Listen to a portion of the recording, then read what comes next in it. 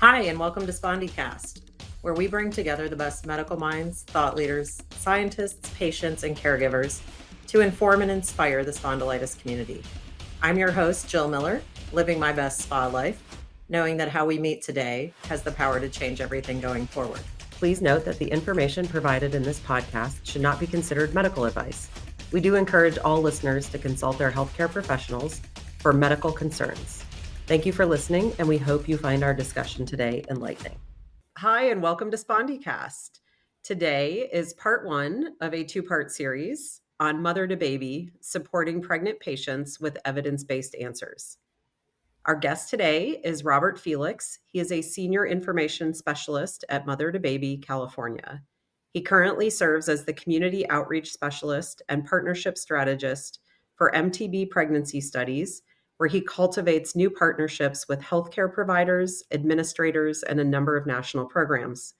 He attends and participates at national conferences such as ACR, American College of Obstetrics and Gynecology, Society for Maternal Fetal Medicine, American Pharmacist Association, and more to strengthen MotherToBaby's community engagement and to increase awareness of observational pregnancy studies. Robert has also served as the president, secretary, and member at large of MTB's Otis Board of Directors. Robert, welcome to SpondyCast. Are you ready to be in the hot seat? Is it really hot? No, it's actually nice. We blow air conditioning on our guests. Right? Don't talk to me about air conditioning. I was at the dermatology meeting and I was underneath the AC for 3 days. Oh, goodness, that's not good. No, and it was in Florida. So who goes to Florida with winter clothes, right? But No, anyway, that's not good. Nobody does. And then you're buying the sweater. Yeah. Yeah. I'm Robert Felix, and I'm a teratogen information specialist at MotherToBaby, California, and I've been there for over 35 years now. And when I started, I was a volunteer, and then I got hired as a counselor. And back then, when we didn't have the technology of the internet and all that, we were taking telephone calls, and I was one of the two counselors in California, and we were answering about 800 to 1,000 calls per month. Wow. So you remember those old telephones with the lights on the bottom? Yes. At 9 o'clock, those lights will not stop until 5, and we just answered phone calls all day long. And so it's nice now because with MotherToBaby, our service, now we can do through internet, chat online, text, email, and of course a telephone call. And now I'm a community outreach specialist and partnership strategist for the studies part. And that gives me the ability to network with healthcare providers and various community programs. And the goal is to raise awareness about what MotherToBaby does and the resource we provide, and also to talk about pregnancy studies, so we can learn more about pregnant women's experience with exposures during pregnancy. So let's zoom out just a bit. MotherToBaby, tell us a little bit, just mission, vision, because it's a really cool organization. It really is. So MotherToBaby is a nonprofit. It's a service of the nonprofit organization of teratology information specialists, we also known as Otis. We're the leading authority of most trusted source of evidence-based information on medications and other exposures during pregnancy and also during breastfeeding. We specialize in answering questions about the effects of health conditions, like, for example, spondyloarthritis and treatments on pregnancy. Pregnant moms and providers, they contact us to learn more about the risk or benefits when managing the health condition with a medication during pregnancy. And we provide information about everything else, from vaccines, chemicals, substance abuse. Our information is no cost. It's available to anyone and everyone, as long as the questions are related to pregnancy and or breastfeeding. Our source, our MotherToBaby, is a resource that many agencies, including the CDC, the FDA's Office of Women and Health, suggests. And I think we receive or we get about 100,000 people and their health providers seeking information about birth defect prevention from mother to baby every year. So it's huge, you know. Then Lot. we can. It's a lot, and we're over. You know, it's great that we're overwhelmed, but we're also not. We're overwhelmed. Yeah. So yeah. So and then we conduct mother to baby pregnancy studies. It's a state of the art observational research on the safety of medications and vaccine in pregnancy. I don't know if you know, but 9 out of 10 women who are pregnant in the U.S. take medications, but the evidence on the safety of the medications during pregnancy is lacking. Often patients who have conditions like spondyloarthritis, they need to make decisions about starting, stopping, or changing medications to minimize the risk to the developing baby. And mother to baby is there to assist with that.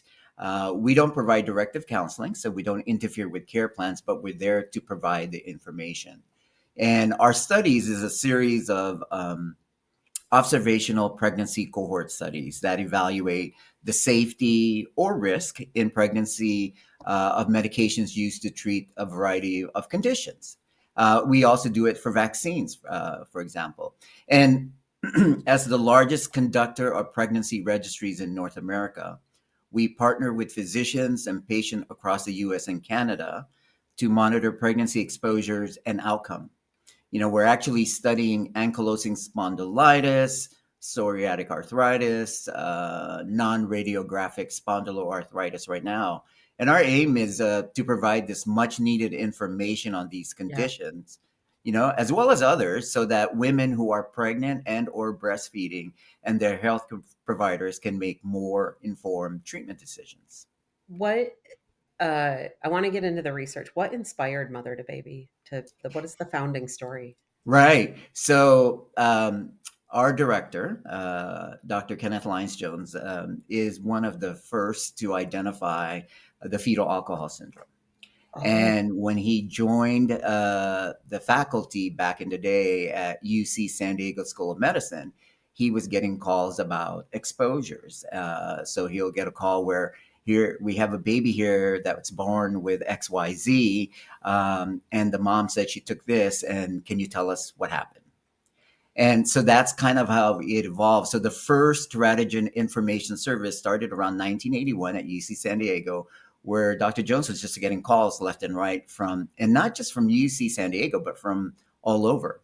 And it evolved to creating the first program. And it was first the San Diego Teratogen Registry, then it became California. And then shortly after we got formalized in California, other sites like in Utah, Boston, started popping up. Now, mother to baby network of affiliates throughout the United States and Canada. And it's powered by a lot of professionals in Otis who are experts in birth defect research, pediatrics, maternal fetal medicine, rheumatology. At one point, I think in the United States alone, we had up to 36 programs. wow. But because of funding, we're now down to about 11. But worldwide, there are a lot of programs worldwide that have been modeled after the teratogen registry in California. I think there are about 35 to 39 now that are actively providing the public with health information about exposures during pregnancy and breastfeeding. And that's to help moms and babies be the healthiest they can be. So, we're always welcoming new members to join the organization and to help us provide the mothers to baby service to the community. So, if someone is considering pregnancy, uh, how early would they reach out to you guys? That's a great question. And that's like near and dear to my heart because when we get calls, it's almost always somebody just found out that they're pregnant and now they have the exposure and now they're worried.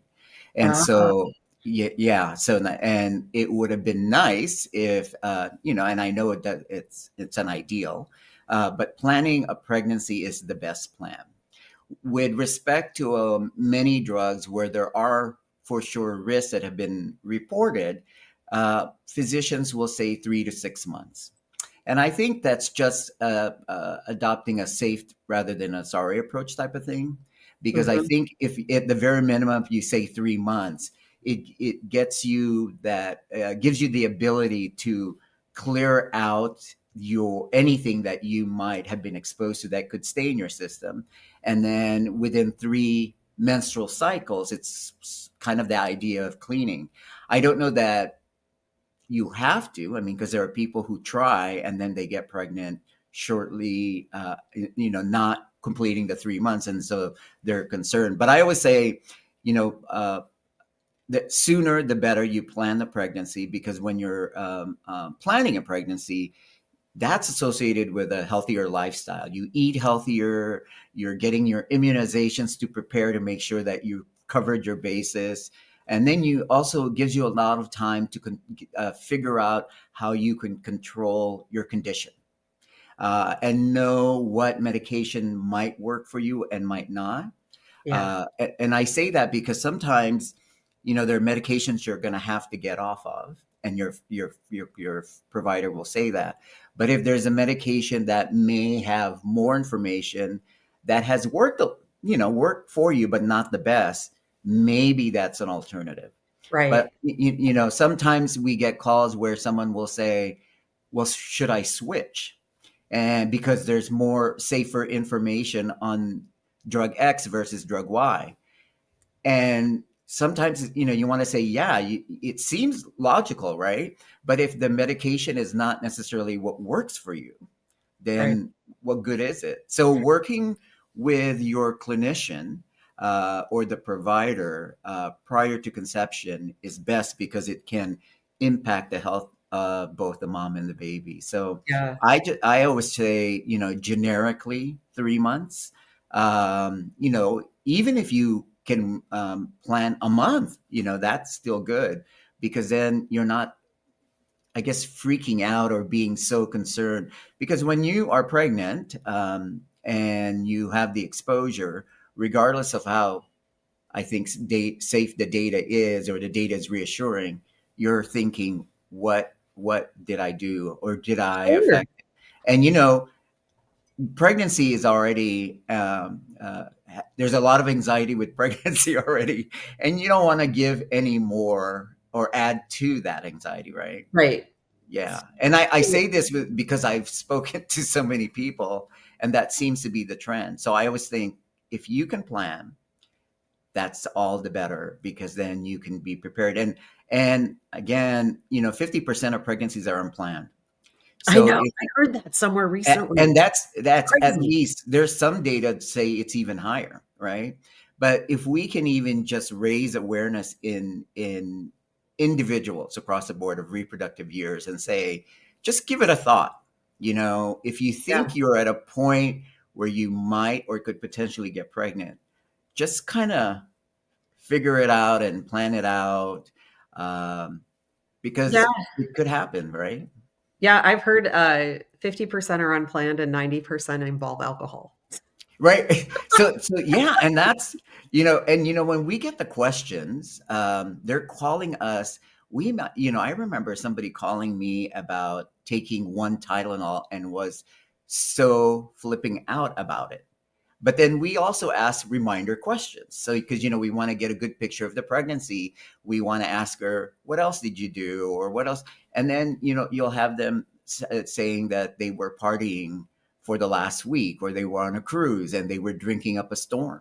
Yeah. And they weren't as concerned about that, as Yeah. opposed, well, it's not that they weren't concerned, they weren't thinking, they were thinking more about medications and Yeah. other things. Yeah. So, It's interesting.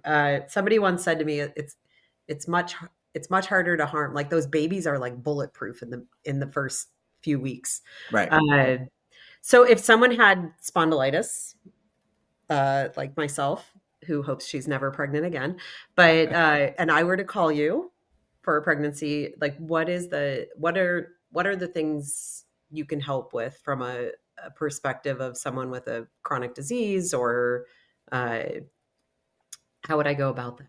Right. So, as you heard me earlier, we don't provide directive counseling, so we don't tell people what they should or should not do. But we educate the individual as well as their provider, providing the latest up to date information. And, with spondyloarthritis, that's one of the autoimmune diseases that we're following. And I know there are about five different types, I think, like ankylosing spondylitis, axial spondyloarthritis, psoriatic arthritis. We get a lot of calls on that. Enteropathic arthritis, like IBD, IBS. We're doing a study on that. And then the reactive arthritis. So all that, all these conditions, they all involve some level of pain and discomfort. So a pregnant individual can contact MotherToBaby and find out what's the latest evidence-based information on the medication, and perhaps if there's information on the condition or what might be the concern. And again, we wouldn't say, okay, this is what you need to get to treat this, or this is what's safer. We don't do that because we don't know your health Right. condition or the intricacies of that, but we would educate you. So MotherToBaby is a great resource or source of information for treatments and what is known about them in the literature.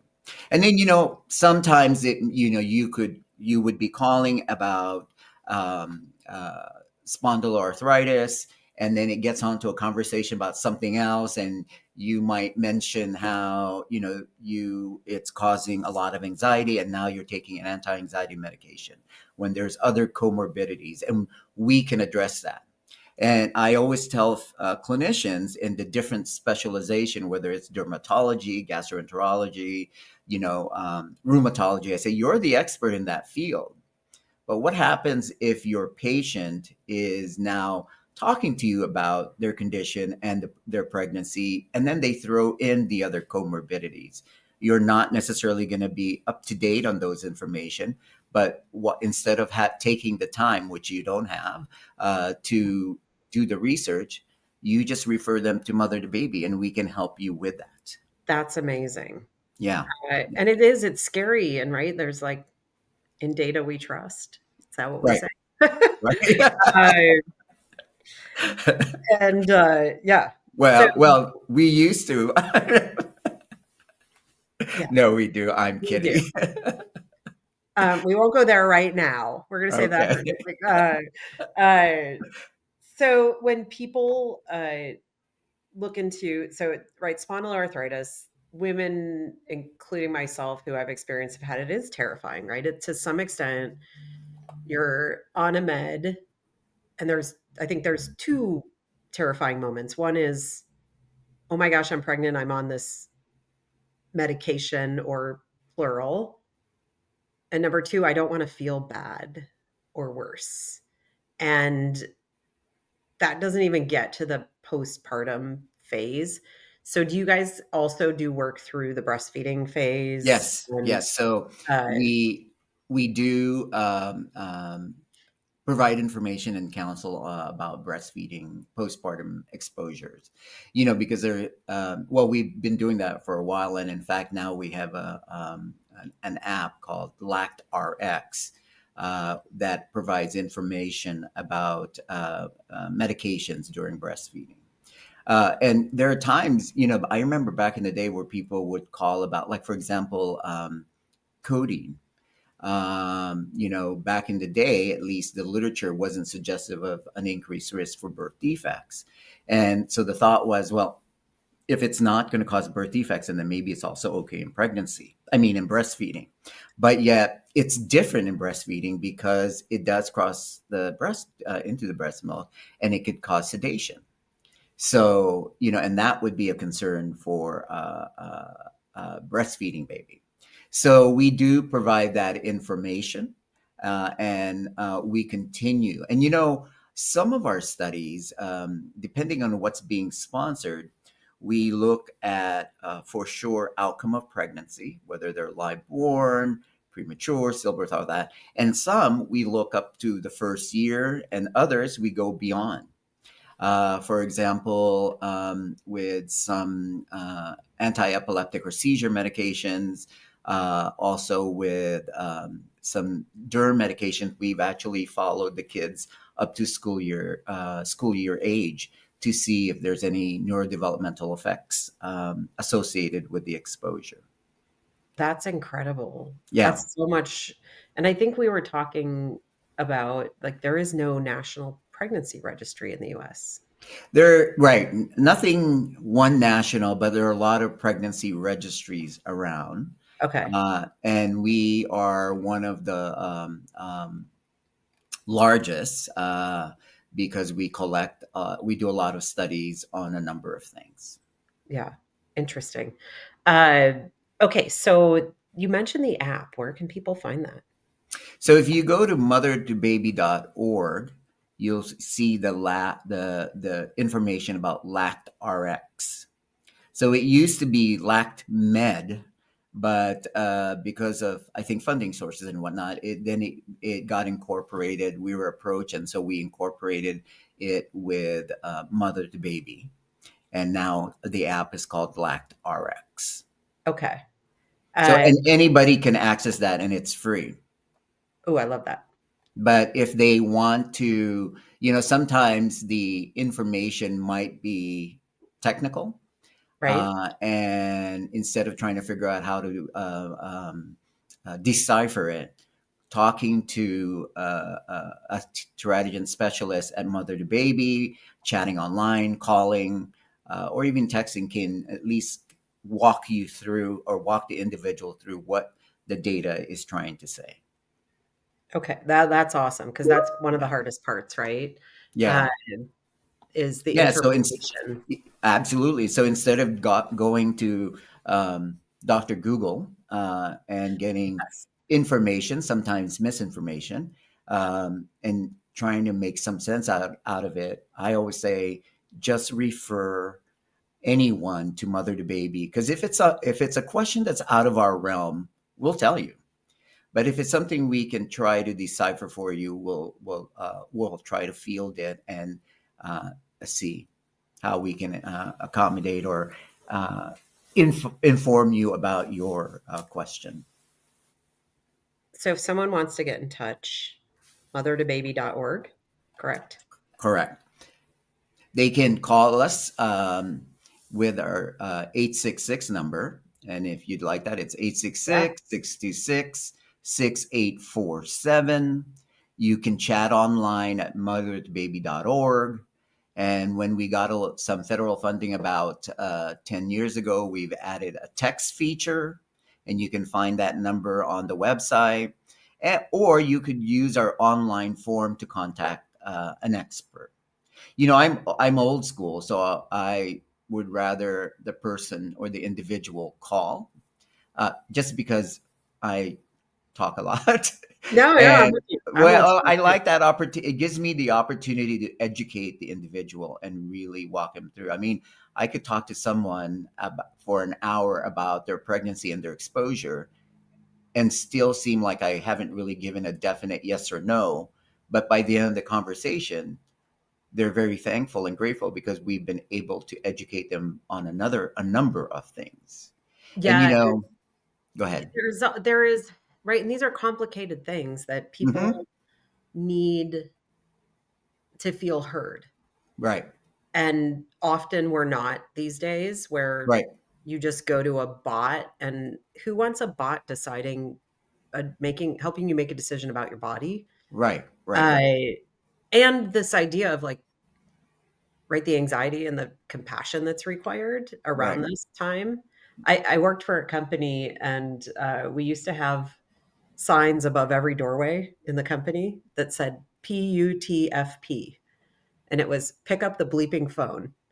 And the rule was if you had to have a more than one or two email exchange with a person, Oh, you're you had right, to pick up the phone because you needed to have nuance to right, solve right. it. It wasn't Well, just like, it's yeah, like texting, right? yeah, You text back and forth, and you're like, okay, I'm just gonna call. right? And your fingers get tired, but that's a whole different Right. that's Yeah, another problem.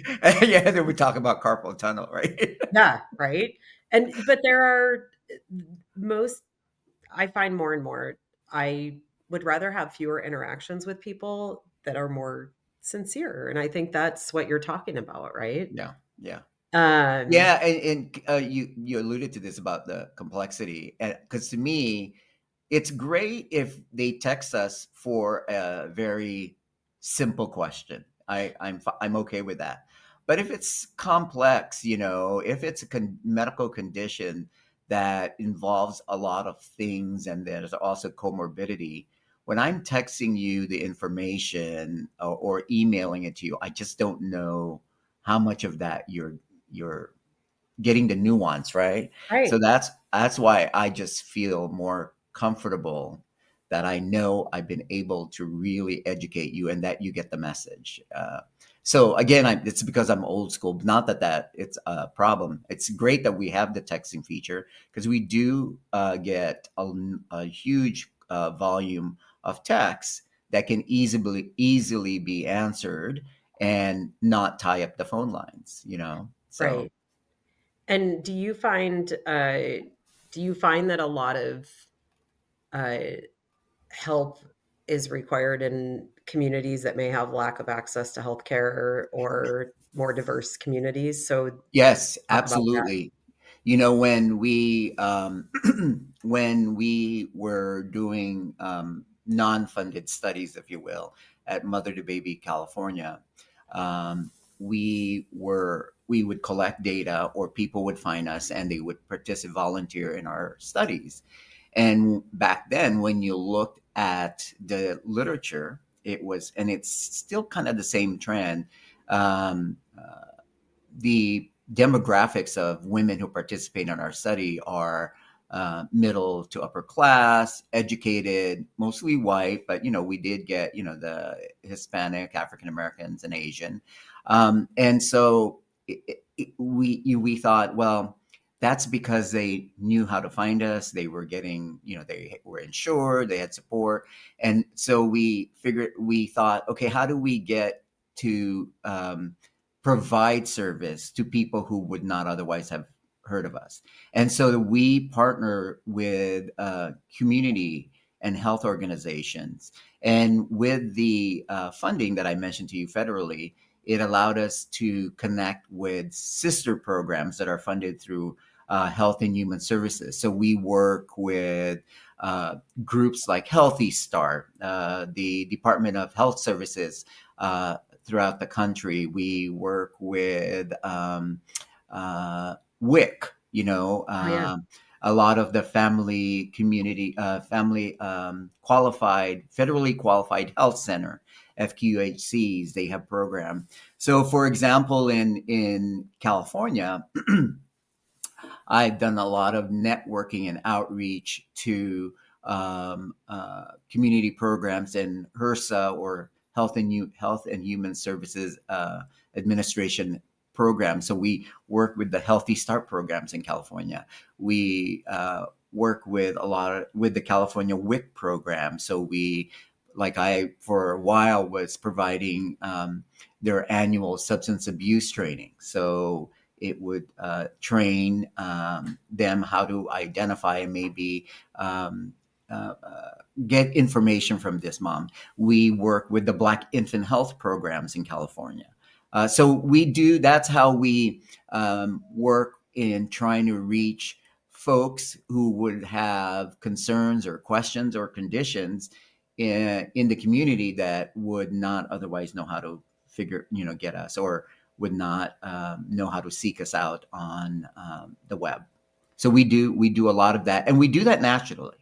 We go to a lot of events and community organization events to reach out to the community. And do you find so you are based in California, and I know you guys do some federal work and then state work, I'm assuming, like state funded. Do you find the landscape a little different? I know California is a little more progressive. Right? We are our own republic. No, I'm kidding. No, so our sites, the Mother to Baby affiliates, are throughout the country. So, just for example, we have one in New York, Texas, North Carolina, Georgia. Okay. So they're all over. So that's the service. If anyone calls, chats, or whatever, however mode they reach us, they will get punted to the next available counselor. So it's all over. But the research part, the Research Center for Pregnancy Study, is based at the Mother to Baby California site or at UC San Diego. So what happens is when one of our specialists answers a question from a clinician or an individual, and it's a condition or medication of interest, then they get referred to the mother to baby pregnancy study staff, who will then interview the individual or gather information from the physician to see if this individual might qualify or is interested or however the case may be. So we're all over the place, but the research part happens in California at UC San Diego. Okay. I've got two more questions before we let you out of the hot seat, but this is where it's going to get really hot. Do you have do you have a favorite story or person you talked to over the years? I Uh, have a lot of favorite. Do you want it with a mellow, or do you no kidding, or do you want it really crazy? Okay, well, we could go Oh well, that's okay. I'll fine, do. So sure. one. I mean, it's interesting because they, um, these are strangers who don't know you, but once you establish a rapport with them and you're there answering their question and they feel comfortable, they'll start telling you things that you would be surprised. Yeah. So, and I'm thinking, okay, you're talking to a gentleman and you're telling me about what? But so one I think I kind of the extreme was one that was alcohol related, where the individual found out she was about 9 weeks pregnant, and she was calling about an antifungal. So I think she had a yeast infection. Okay. So we counseled that, and I had gone through the reminder question, and then I had asked her about alcohol, and she goes, "No, I just had a few drinks." And I'll query like, "What's a few to you?" And Yeah. really, it was a few. And then somehow, we were ending the conversation, and I said, "Okay." We got to the alcohol question again, and then I heard someone in the background laughing. And she started laughing, and I said, "Oh, who's that?" Oh, she goes, "And that's my boyfriend." And she said, "Oh, yeah, he's teasing me my drinking." And it turns out she was a bartender, and she was drinking like a fifth every on her days off. So yeah, it was a lot. Fortunately, her exposure was pretty early in pregnancy. So, like you talk about that window, the bullet. So, I mean, that's kind of extreme because here I was counseling her an antifungal and was kind of reassuring about that information. But then when I found out it was the alcohol, that would be more of a concern, right? Yeah. Yeah. And then, one that's, well, now it's, caffeine's always a question. But back in the day, caffeine was just automatically, it's bad for you in pregnancy. And so, I would get a call where someone would be crying because they drank 1 cup of coffee. And it's like I was telling you earlier, you're trying to reassure them because the data suggests it's a concern if you're, drinking over 200 or 300 milligrams a day and continuous and high and so on and so forth. And so she's calling. She goes, "Well, I heard it causes birth defects." And sometimes I'll break the ice and I'll say, "In what?" And she'll go, "What do you mean?" And she'll stop. She calms down and she goes, "What do you mean?" And I say, "Well, yeah, it's been associated with birth defects, but that's based on animal data. So like rats with missing tails and so on and so forth." So I said, unless you're going to give birth to a rat, I wouldn't be concerned, because you need to Yeah. try to calm them down. And I know it seems maybe sexist or whatnot. But I always have to figure out how am I going to get them to a level where I can provide them the information. Yeah. There are people who call you and argue because they want to hear what they want to hear. So we get a mixed bag. Yeah. It's every call is different. Yeah, I imagine that. And you're bringing me back to pregnancy and the caffeine thing where I can remember and I traveled a lot, and I can remember going and getting like small Small Starbucks. cup. And I remember being with my boss, and his name is Bill, and he said, "Jill, are you supposed to have a coffee that big?" Right. And I was like, "Don't you tell me what I'm supposed to have. I need Right. this right now, and the baby's gonna like it." Uh, Yeah, it was I mean, fairly limited. it is, and the data back then was very limited. But from when I started, I remember the data suggested that, so the animal studies where they were showing effects, I think was something to the effect that it was equivalent. So they exposed these animals, a rat, oh, I think it was a rat study, where they were exposing the animals to about 20 to 24 cups human equivalency of coffee. Well, you're exposing a little animal to so much. Of course, you would see Right? you're likely to see something, right? So, and I would say to the woman, "Are you drinking that much yourself?" And so minimal. I would say I used to also say, well, maybe in the second half of your pregnancy, you should minimize it even more because what happens is the baby's moving a lot more, Yeah. and the fetus, they metabolize things a lot slower than you or I would do, or metabolize, and so they would be more active. Yeah. And if they're moving, they may be causing discomfort for you. They're doing aerobics inside. Yeah. uh, Yeah. we used to say that because part of it is back in the day we were just concerned about the baby, right? We were concerned about whether or not it's going to affect the baby. Whereas now we're concerned about the whole picture, not Right. the mom's health and the baby's health, Right. right? And finding the happy median. And that's why we want to provide that information to you and your clinician so that you both can have a very informed decision, really clear, and weighing out the benefits against the risk. I mean, it's always easy to say or ideal to say, don't take anything, but it's not realistic, Yeah. You have a condition, and like I think you mentioned that you don't want to have a flare up, or you want to be in control by the time you do get pregnant. Yeah. It's a I don't know if balance is the right word because I feel like Yeah, there's that fine line, right? And there's one one of when I'm in the community, it's one of the examples I use is asthma. And asthma is no easy disease, right? Or right. condition. But it's easy. The logic I always say is think about it. You have to take an inhaler because you're breathing or you're not breathing, or you're having difficulty breathing, right? Pregnant or not, what's the better option, right?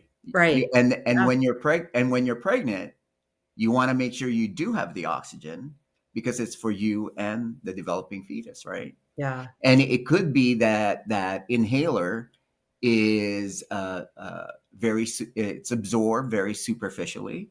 The amount of medication is only a percentage, and from a uh, metabolic or from a mechanistic standpoint, it's not really getting absorbed systemically into your circulation, Right. right? So, how much of that is really getting to the fetus? And the benefit of it is your breathing, Right. and so something simple like that, it's easy to say, come on, you don't want to say, yes, take the medication, but you want them to think, Yeah.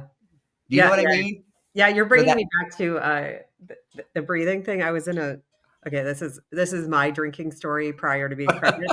Uh, I was in a bar and it was a billiards like right. place, and in the bathroom they had this like looping billiards it was tips and tricks, Uh-huh. and I remember standing in the bathroom and this voice comes over and he says, "Keep breathing. It is a universally accepted practice." And I think that's it, right? Like, and it's kind of like yeah, I mean, you have to take care of your own health to be able to Right. even it's put your oxygen mask on first, so to speak. Right. Right. Right. Um, okay, so and first, just so you know, if I was had to call you, I would tell you my whole life story too, because you are But, so but that's a good. instantaneous. But So, and like you that's, do. yeah, and that's me, because I get criticized at work because I talk, I take a call and I'm on it for a long time. But But that's by that, okay. yeah, it is okay, and it's okay for everyone. But it's just because I take the opportunity to educate about, because I'm a geek that way.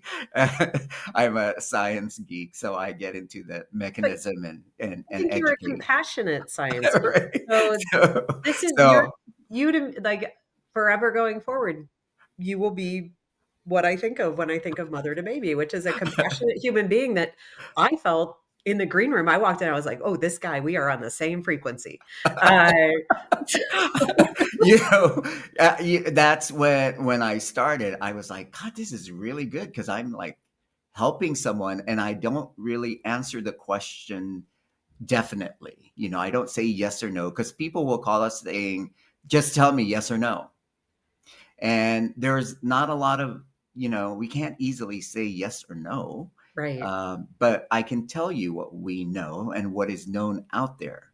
And right. from there, that's when you now have to, you know. So that's why I say, if you have the opportunity, isn't that our goal, to take that opportunities, especially since we have them, uh, to provide that education Yeah, for a healthier outcome, both for the mom and the baby?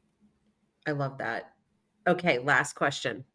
Uh, if you had $1,000,000, Oh what my would gosh. you how would you spend it to make, mother and baby better? I would make sure our affiliates are getting the funding to support them, because some sites have one person, some sites have three, some sites have only half-time people, and our service is needed. So that for sure, to have the support, not just for counseling but also administratively, and Yeah, then to be able to use that to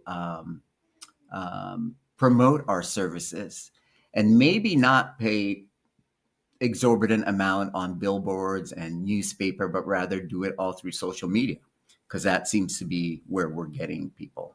yeah, Uh, and because we've tried all those avenues, newspapers, billboards, and yes, they work to an extent, but they're so costly. They're only short term. yeah, and Um, how do you work with organizations like SAA, like Spondylitis Association? Do you guys partner up with various So with organizations? with with SA, or like other organizations, we first would like to collaborate by getting us on their website, a link, and working and being listed as a resource for them, especially for the individuals of reproductive years.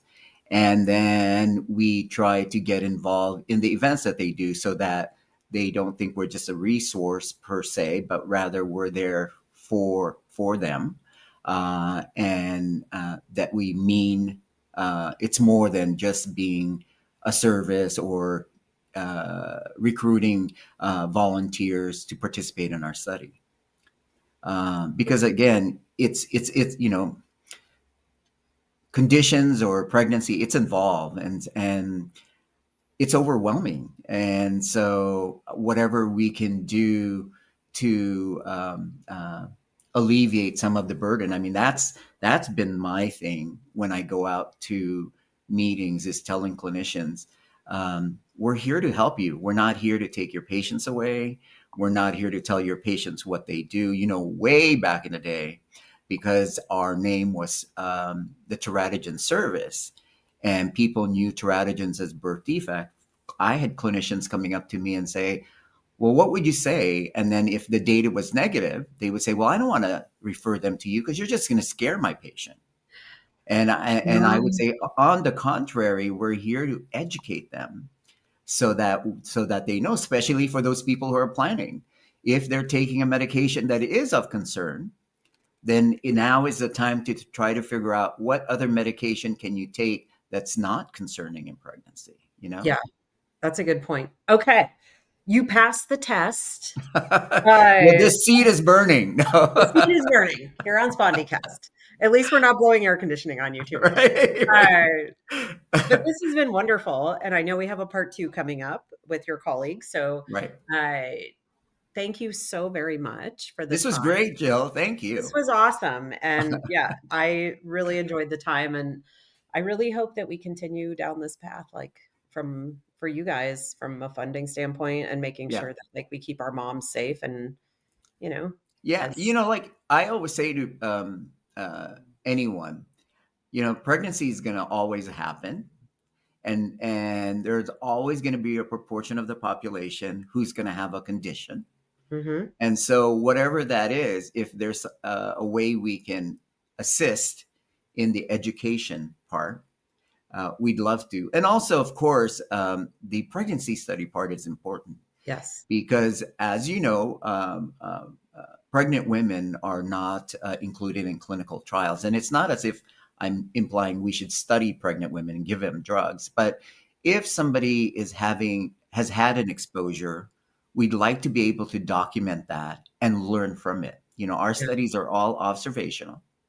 It's across the board on a lot of things.